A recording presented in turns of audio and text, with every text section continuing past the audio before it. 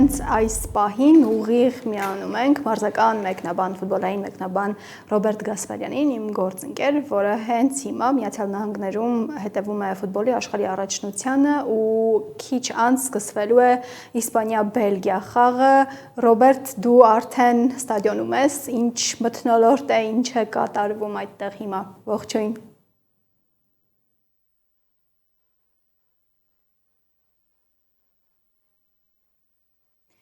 Հիմա տեխնիկական խնդիր ունենք, այս պահին փորձում ենք շտկել,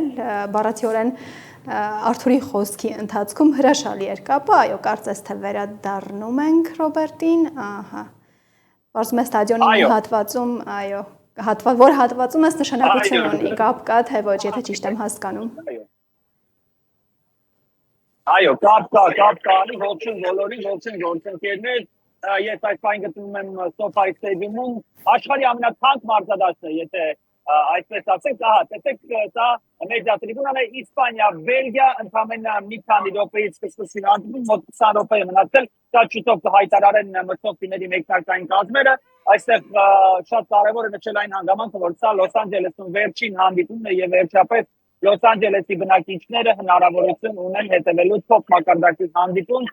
վերջին top մակարդակով հանդիպումը դարձյալ Իսպանիայի հավաքականի մասնակցությամբ էր այստեղ SoFi Stadium-ում Իսպանիայի ընտրանին կարողացավ առավելության ասել Ավստրիայի նկատմամբ, դա 1-16-րդ եզրափակիչն էր եւ այդտեղ Իսպանիայի հավաքականը ասեց դուք եկավ 1-8 հաղթեց Պորտուգալիան, հիմա այլ 4 եզրափակիչն է եւ նշեմ, որ ես 3 մասնակցել եմ Իսպանիայի հավաքականի գլխավոր մարզիչ Լուիս դե լա Ֆուենտեի նախախաղային ասուլիսին եւ այդ ընթացքում ես նրան հարցրել եմ ինչ դեր ունի նրա կյանքում իսպանացի հայտնի մարզիչ Խիմես Մելենդեսը, որը երկար տարիներ աշխատել է Հայաստանում եւ դրանից առաջ եղել է Իսպանիայի երիտասարդական պատանեկան հավաքականների գլխավոր մարզիչ, որի օրոք իսպանական ֆուտբոլը ծաղկում էր 2008-ից 12 թվականների 3 ամոթ մեջ մեծ մրցաշարում հաղթեց եւ Լուիս դե լա Ֆուենտեն իմ հարցին պատասխան ասաց, որ Խիմես Մելենդեսը նրա գաղափարական հայրն է եւ այն ամենին ինչի որ ասել է Լուիս դե լա Ֆուենտեն, Լուիս դե լա Ֆուենտեն Եվրոպայի չեմպիոն է, եկեք չմոռանանք Իսպանիայի հավաքականին հետ, ասաց որ ամեն ինչին որ հասել է դա Խիմես Մելենդեսի շնորհիվ է, որովհետեւ Խիմես Մելենդեսի կերտած ճանապարհն է իրեն ողջորել ժամանակին, իրենից սովորել է եւ ինչի շնորհիվ դարձել է հավաքականների մակարդակի մարզիչ, երիտասարդականների, հետո էլ արդեն ստանձնել է մեծահասակների հավաքականն Իսպանիայի եւ հաջողությամբ առաջում աշխատում է ու կարողանում է դառնալ Եվրոպայի չեմպիոն։ Այստեղ ամերիկացի երկրպագուներն են փորձում ներխուժել մեր ուղիղ երկրպագուների թվի մասին էլ ասեմ հիմնականում իհարկե իսպանացիներ են, իսպանախոսներ են, նույնիսկ նրանք ովքեր Իսպանիայից չեն, բայց իսպանախոս են, երկրպագում են Իսպանիայի հավաքականին։ Բելգիացիները իհարկե կան, բայց նրանք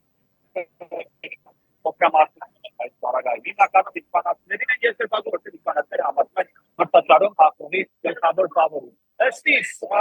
Բելգիայի հավաքականն այսօր հաղթելու քիչ շանսեր ունի, որովհետև Իսպանիայի կազմը շատ ավելի ուժեղ է, շատ ավելի խաղացված եւ շատ ավելի երիտասարդ է։ Բայց ֆուտբոլում անակնկալներ լինում են, ամերիկացիներին էլ էին համարում ֆավորիտ Բելգիայի հետ խաղում, բայց տեսակ Բելգիան ինչ արեց 4-1 հաշվով հաղթեց ու դուրս եկավ 4 եզրափակիչ։ Ռոբերտ, այստեղ է Տիգրան այո Քոչարյան։ Եվ դու արդեն կարծում եմ կանխազգում ես թե քեզ ինչ հարցեր են սպասում։ Տիգրան, խնդրեմ։ Ռոբերտ ջան, բարև, պետքա քաղաքականացնեմ, ինչպես միշտ, եւ սկսենք Իսպանիա հավաքականի մարզիչից, որը եթե չեմ սխալվում բասկ է, հա, եւ շատերը ասում են դրանով է պայմանավորված, որ մադրիդյան Ռեալի խաղացողներ չկան։ Դա ճիշտ է։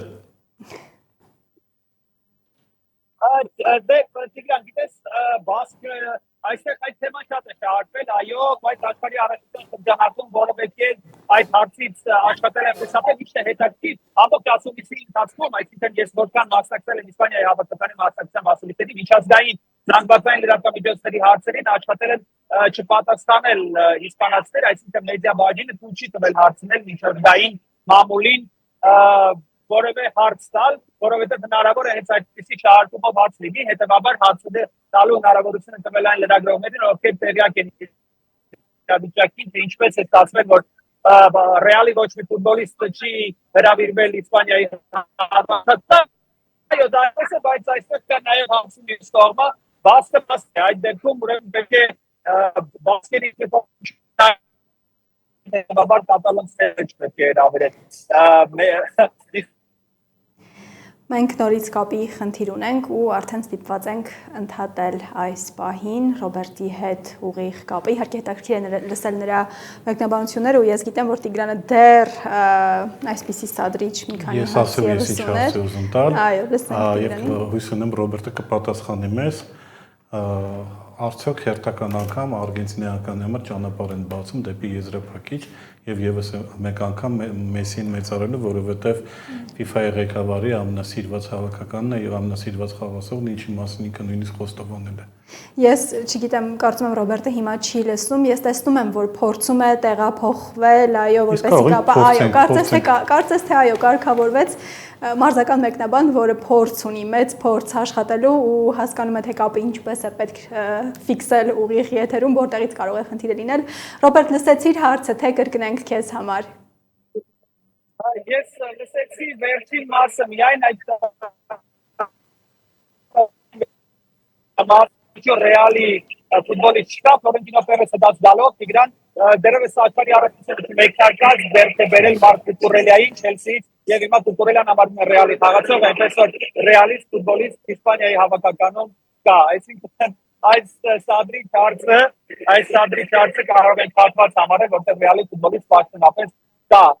Իսպանիայի հավաքականում։ Արգենտինայի հավաքականի մասին, Տիգրան, խնդրեմ։ Սենց ասեմ, Կուկուրելյան դա Դե Լա Ֆուենտեի շնորհք չի, որ ինքը Ռեալի խաղացող դարձավ, իսկ հիմա Արգենտինայի հավաքականի հետ կապված շատերը կարդացել են Եգիպտոսի հավաքականի արձագանքը եւ այլն, եւ շատերը ասում են, որ Ինֆանտինոն հերթական ճանապարհն է հարթեցնում Արգենտինայի համար, որպեսզի իրենք հայտնվեն ֆինալում եւ ովքեր երկրպագում են Մեսսիին եւս այսպես մարքեթինգային հաճույք ստանան հերթական անգամ Մեսսին եզրափակում տեսնելու։ Դու համաձայն ես դրա հետ թե ոչ եւ մեկ էլ մարքեթինգային առումով հնարավոր է Ֆրանսիա-Արգենտինա խաղ լինի, բայց այս անգամ Մբապեն դառնա խաղի հերոս։ Ես վերջից գամ, ես հավատում եմ, որ հնարավոր է լինի նորից եզրափակիչում Արգենտինա-Ֆրանսիա, որտեղ այս պահին այս երկու թիմերը համարվում են ամենաուժեղ առաջնում միանշանակ, Արգենտինան գործող չեմպիոնն է,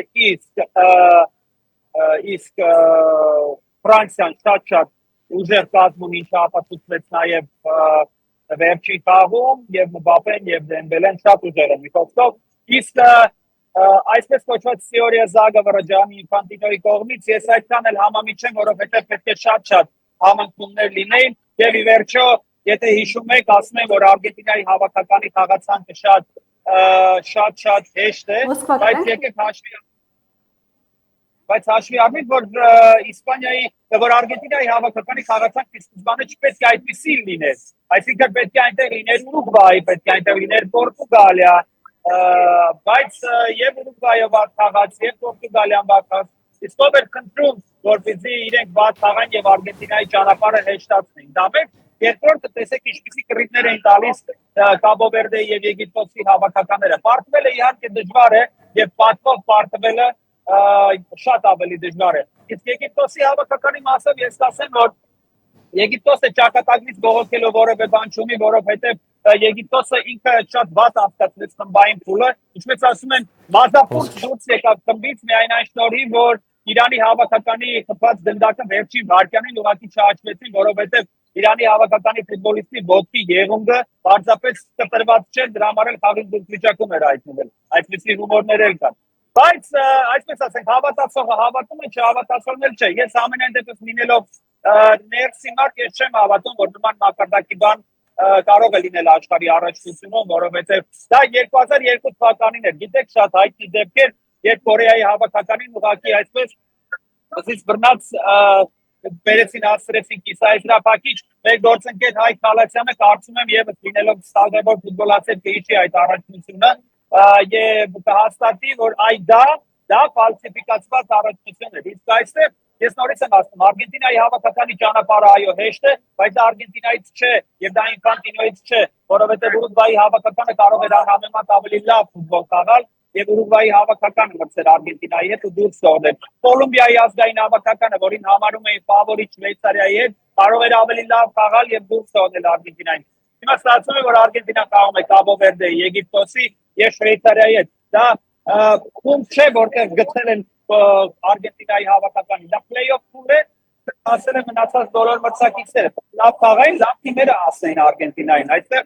Արգենտինայի հավաքականի պաշտպանություն եմ ես հանդես գալիս։ Շատերը գիտեն իհարկե, ես Արգենտինայի հավաքականի երկրպագու չեմ։